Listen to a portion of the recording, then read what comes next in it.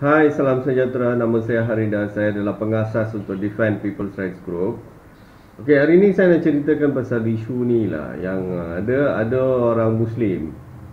Okey, ada geng lah, ada geng menyatakan orang Muslim tidak boleh sebut perkataan Merry Christmas. Itu adalah haram, kononnya haram dalam agama Islam lah. Saya tidak percaya benda ni. Saya percaya geng ni salah faham. Geng Aram Jada ni pasal dia ni Aram Jada. Dia cakap semua benda yang dia salah faham tu haram, ataupun dia akan cakap syaitan lah. Okey, saya amat percaya setiap agama ada sedikit toleransi untuk menerima agama lain. Okey, yang membuatkan kita tidak benci pada agama lain ataupun kepercayaan lain. Mesti agama tu akan secara khusus akan sebut, akan emphasize benda tu supaya kita tak benci pada kepercayaan orang lain lah. Okey, tapi yang syaitan-syaitan ini, okey, yang selalu pergi ganggu sini ganggu sana, kalau tengok usaha dia ambil untuk perkara ni yang satu sen pun tak guna, sampai dia buat satu banner, dia pergi diri satu tempat. Kalau kita observe background dia dengan betul, saya rasa itu satu tempat orang Kristian. Pasal saya nampak macam Merry Christmas dalam bangunan tu. Dalam ruang masuk sana tu ada tulis perkataan Merry Christmas. Itu yang saya nampak. Dan decoration yang belakang pun menunjukkan itu adalah satu tempat orang Kristian. Dan dia pula Aram Jada ni, dia pergi depan sana, dia gantungkan banner macam ni. Benda macam ni boleh menyebabkan pergaduhan antara satu agama dengan agama lain kan. Tengok Aram Jada ni apa dia sedang buat. Cuba bayangkan kalau seorang sebut mengucapkan selamat Hari Raya Aidilfitri adalah haram, mesti orang Muslim akan marah kan. Samalah, pergi sebut benda yang terlalu sensitif macam ni di depan tempat orang Kristian pula. Tengoklah apa niat dia. Syaitan ini mesti dia nak cari gaduh, menimbulkan pergaduhan antara kaum lah. Itu yang syaitan-syaitan ini sedang buat. Okey, kalau kita kaji apa perkataan Merry Christmas, itu adalah satu perkataan meraihkan kelahiran Jesus Christ. Siapa tu Jesus Christ? Seorang God Messenger. Awak nak menghina seorang God Messenger ke? Macam Nabi Muhammad adalah satu God Messenger. Awak kalau orang hina Nabi Muhammad, mesti awak marah kan? Samalah, awak pergi, mengapa awak hina yang God Messenger macam Jesus Christ? Orang nak meraihkan kelahiran seorang God Messenger, apa salah dia? Jadi benda tu mana boleh jadi haram di sisi Islam? Mengapa Muslim tak boleh sebut? Mengapa orang Muslim, maksudnya orang Muslim tidak boleh pergi ke perayaan agama lain ke? Jadi mereka tidak boleh bergaul dengan selain daripada orang Islam lah. Itu yang awak cuba maksud. Pasal setiap agama dia ada kepercayaan dia sendiri.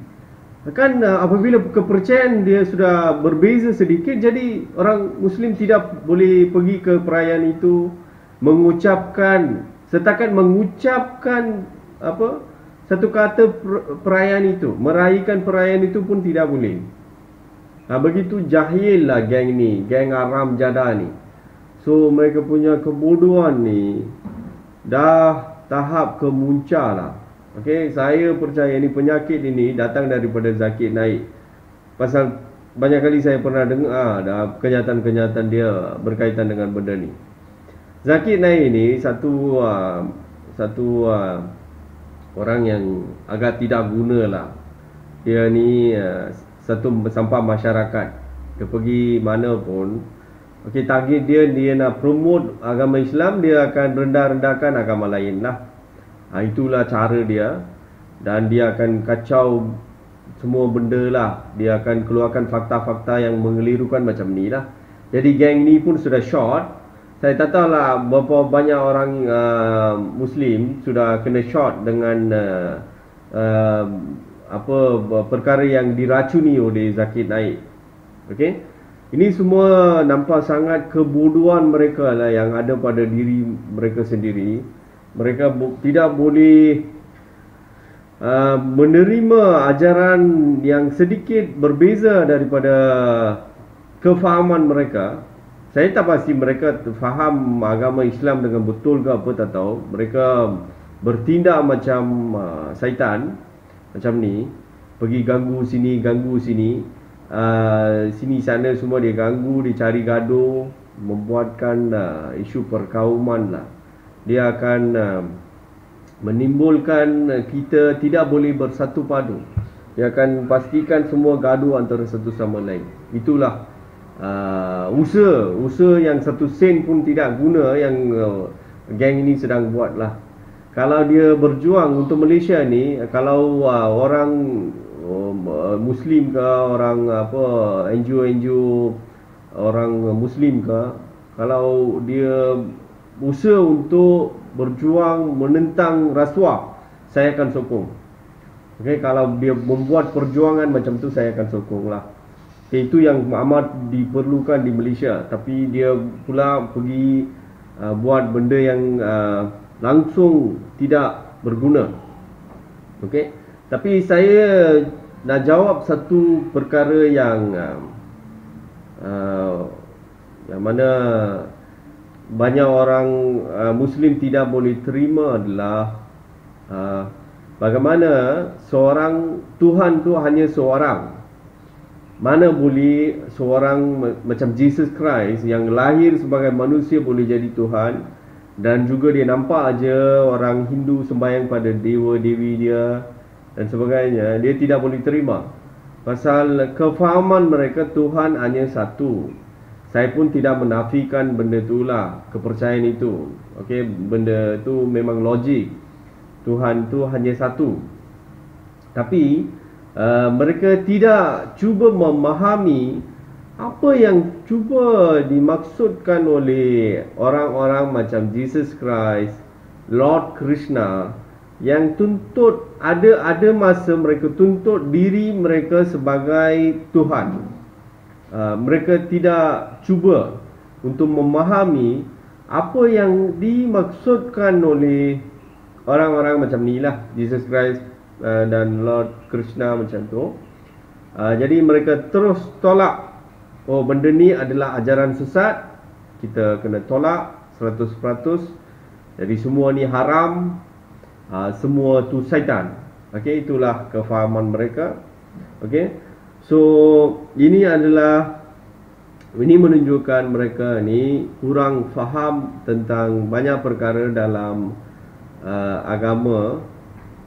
Mungkin agama mereka saya tak tahulah. Dari segi kepercayaan dari segi kefahaman Tuhan itu begitu cetil lah. Itu yang saya boleh katakan.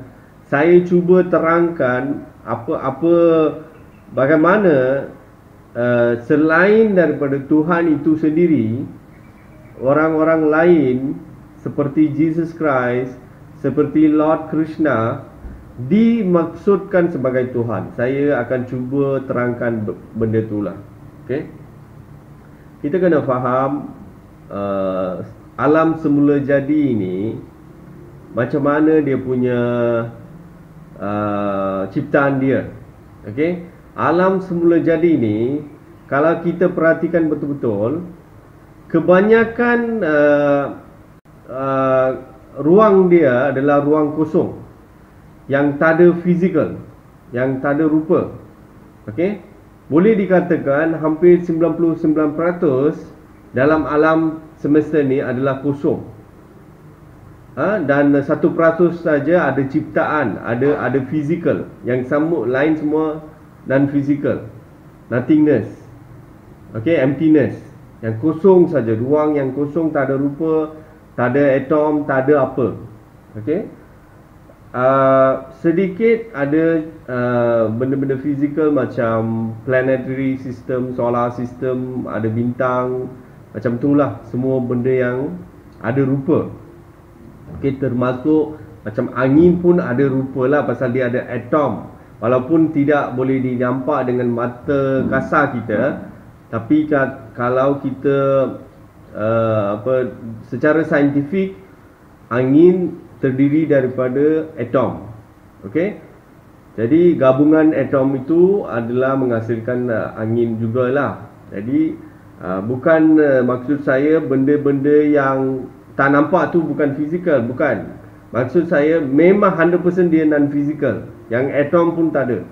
Okey. So dia tak ada apalah, dia kosong. Okey. Jadi di sini ada orang yang kebolehan dia boleh jadikan diri dia non fizikal. Itulah yang ultimate dalam agama Hindu. Di mana dalam ajaran agama Hindu yang paling tinggi kita boleh capai adalah reunion with God. Kita bersatu padu dengan Tuhan. Itu adalah yang paling tinggi, pencapaian yang paling tinggi seorang Hindu boleh capai. Itulah ajaran agama Hindu. Jadi dalam poin tu, apa yang mereka maksudkan adalah reunion with God. Kita boleh jadi macam non-physical, yang tak ada apa, tak ada rupa, tak ada atom, tak ada apa. Kita boleh switch daripada physical kita jadi tak ada. Kita dah reunion dengan Tuhan lah. Kita boleh anggapkan macam ni. Kalau kita ambil satu baldi air dari laut, okey, air itu adalah apabila bawa air itu separate, dia adalah satu baldi air. Apabila awak tuang balik dalam laut itu, yang itu sudah jadi laut kan. Dia bukan lagi air laut yang awak bawa. Okey? Tapi apabila awak dah separatekan dia, bawa dalam satu baldi, kalau air dalam baldi itu tak ada orang cakap tu adalah laut. Betul? Masa tu awak cakap ini adalah sebaldi air laut. Bayangkan apabila awak tuang balik dalam laut. Benda tu sudah jadi laut. Mana tu laut? Semua tempat awak nampak laut itu, awak cakap laut. Semua air yang awak nampak dekat laut, awak cakap laut. Tapi air mana? Kita tidak boleh pisahkan. Kita tidak boleh membezakan air mana air laut. Semua yang nampak tu kita akan cakap laut. Macam itulah apabila seorang tahap ketuhanan mereka, sehinggalah mereka boleh menjadikan non-physical yang sama macam Tuhan. Jadi tak ada beza. Pada poin tu tak ada beza antara Tuhan dengan mereka. Apabila mereka datang ke tahap fizikal, macam Jesus Christ, apabila ada rupa manusia, okey, ada fizikal dia, masa tu dia akan claim dirinya sebagai son, sebagai anak kepada Tuhan. Apabila orang yang sama menjadi reunion with God, dia jadi bersepadu dengan Tuhan, di mana keadaannya menjadi non-physical, mereka akan claim diri mereka sebagai Tuhan. Itulah idea yang ada pada konsep itu. Oleh itu, sebab itu Jesus Christ ada point akan claim dirinya, I'm the Son, I'm the Father. Jadi maksudnya Jesus Christ itu sendiri adalah anak Tuhan, dan Jesus Christ itu sendiri adalah Tuhan. Sebabnya dirinya boleh jadi dua-dua alam ni. Satu ada rupa, satu tidak ada rupa. Masa sudah bergabung, reunion dengan God, tak ada beza antara God dengan Jesus Christ. Orang-orang yang berkebolehan itulah, mereka ada hak untuk tuntut diri mereka either son of the God ataupun mereka adalah God. Itu yang Lord Krishna buat, itu yang Jesus Christ buat. Jadi apabila awak tidak faham ajaran yang dibuat oleh Nabi Muhammad, okey, yang dikatakan sebagai ajaran direct from Allah lah, di mana mengikut mereka itu adalah ajaran straight daripada Tuhan kepada manusia. Okey, itulah awak kena faham. Awak ni manusia. Awak ketuhanan yang ada dalam diri awak tu tak cukup menjadi ke tahap reunion with God. Jadi ajaran yang dibuat adalah kepada manusia biasa. Itu yang awak kena faham. Apabila ajaran itu dibuat kepada manusia, itu bukan maksudnya ajaran yang ultimate. Itu yang awak kena faham. Apabila Jesus Christ claim dirinya sebagai Tuhan, awak tidak ada hak ataupun kebolehan, kelayakan untuk sebut benda itu sesuatu yang bertentangan dengan agama. Pasal awak belum ada kebolehan reunion with God, menghapuskan semua fizikal kita jadi non-fizikal, sehinggalah atom pun tak ada, tapi kita ada dalam alam semesta ni. Okey, dan bila-bila masa dia boleh convert balik, dia boleh ke fizikal. Bolehkah kita buat? Memang saya pun tak boleh buat. Jadi saya tidak ada hak tuntut saya ni Tuhan dalam poin ini, pasal saya tidak boleh membuat perkara itu. Saya tidak boleh reunion with God dan kembali kepada manusia. Saya tidak boleh berhubung terus bercakap dengan Tuhan. Jadi kebolehan itu saya tak ada, pasal saya manusia yang biasa. Jadi saya dalam poin ini tidak boleh claim diri saya sebagai Tuhan. Okey. Jadi ajaran, kefahaman, kepercayaan macam tu janganlah awak tolak 100%. Awak kena buat kajian mengapa benda tu disebut oleh seorang God Messenger. Itu yang harus fahamlah. Kita harus menerima hakikat ketidakfahaman kita. Kita bukan serba lengkap. Bukan kita ni semua perfect. Kita kena terima hakikat. Kita hanya manusia biasa. Okey, tak apalah kalau tidak boleh terima Jesus Christ sebagai Tuhan ataupun Lord Krishna sebagai Tuhan. Itu tak apa. Itu adalah kepercayaan awak. Okey, itu peribadi awak lah. Okey, itu tak ada masalah. Saya tidak salahkan apabila tak terima mereka sebagai Tuhan. Tapi apa yang saya tidak boleh terima, kita semua tahu mereka adalah God Messenger. Okey, kita semua tahu Jesus Christ adalah God Messenger. Jadi, bolehkah kita membuat satu kenyataan menyebut Merry Christmas adalah haram? Maksudnya kita tidak menghormati seorang God Messenger. Bukankah ini melampau, perbuatan yang melampau? Perlukah nak buat banner lagi? Menjadikan lebih banyak, meracuni pemikiran banyak orang lagi. Jadi kita kena fahamlah benda-benda macam ni. Cuba menghormati semua kepercayaan agama lain lah. Baru kita supaya kita bagi ruang untuk kita untuk menjadi lebih mendekati kepada Tuhan lah. Ketuhanan dalam diri kita akan meningkat apabila kita macam boleh terima semua perbezaan antara kepercayaan, kebudayaan semua bangsa. Jadi kita menjadi lebih manusia. Kemanusiaan kita akan meningkat. Dengan itu ketuhanan yang ada dalam diri kita akan meningkat. Itulah cara kita menuju ke Tuhan. Jadi jangan buat benda yang opposite. Apabila pergi gaduh sini, gaduh sana, menghina sini, menghina sana, jadi benda tu akan mengurangkan ciri-ciri ketuhanan. Yang pertama, awak ke ciri-ciri kemanusiaan itu tidak. Okey, awak membuat perkara-perkara bertentangan. Jadi automatically ketuhanan dalam diri awak tu akan merosot. Dan maksudnya awak lebih kepada syaitan, bukan Tuhan. Ni ada dua jalan. Awak nak boleh mendekati Tuhan ataupun mendekati syaitan. Benda yang bertentangan. Pilihan dalam tangan awak lah. Jadi apa yang saya cuba maksudkan, perbuatan-perbuatan ini akan membawa awak ke sebelah syaitan, bukan ke arah Tuhan. Awak pilihlah apa awak nak buat.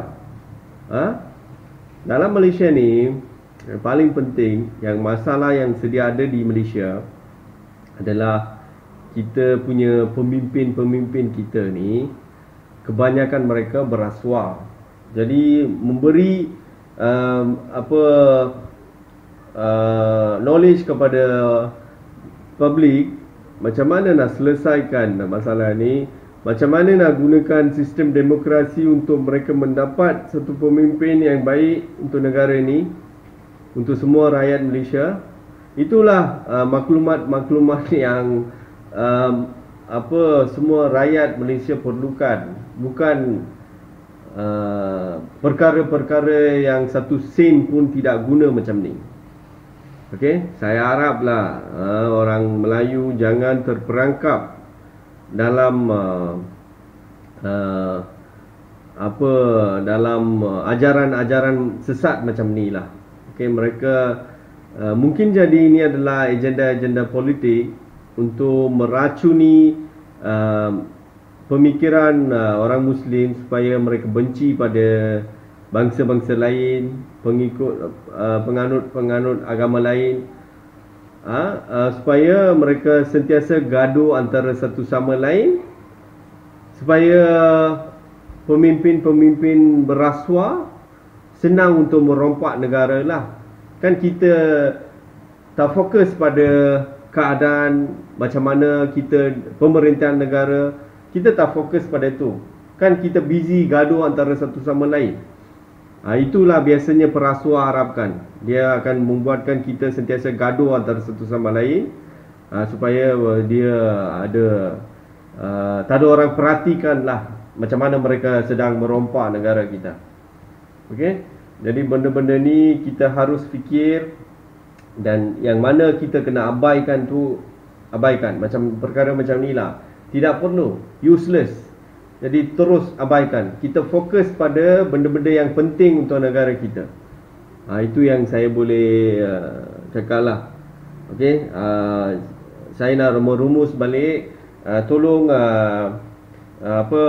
dari segi kepercayaan agama kita, okey, tolong bagi sedikit ruang untuk kepercayaan lain juga. Kita perhatikan, bukan sampai menghina kepercayaan orang lain. Itu tahap sudah macam virus sudah kena lah. Okey, kalau awak tanya diri awak sendiri, adakah awak dalam keadaan benci pada kepercayaan orang lain? Maksudnya awak sudah kena virus lah. Awak kena cuba mengubati diri awak. Okey, kalau awak boleh terima macam saya, awak cakap pasal Islam pun saya dengar, awak cakap pasal Kristian ke apa, semua saya boleh dengar, tak ada masalah. Okey, saya tak benci mana-mana God Messenger, mana-mana agama. Saya boleh menghormati semua agama, semua God Messenger. Okey, saya harap kita semua boleh hidup macam ni lah, supaya tak ada berlaku pergaduhan pasal agama. Banyak benda berlaku disebab pergaduhan berlaku dalam dunia ni disebabkan agama. Pasal mentaliti orang macam ni, dia tidak boleh terima kepercayaan orang lain. Dia nak gaduh. Dia cakap hanya kepercayaan dia yang betul. Tak payahlah macam tu. Kita ni kena terima hakikat. Kita hanya seorang manusia yang baru belajar sedikit demi sedikit. Banyak benda kita kena belajar, banyak benda kita tak faham. Okey, jadi tak payahlah. Masa ini bukan kita nak komen ajaran mana, kepercayaan mana betul. Itu semua bukan tahap kita sebagai manusia yang biasa lah, tak perlu. Okey, dengan ni saya habiskan video saya di sini. Sekian, terima kasih.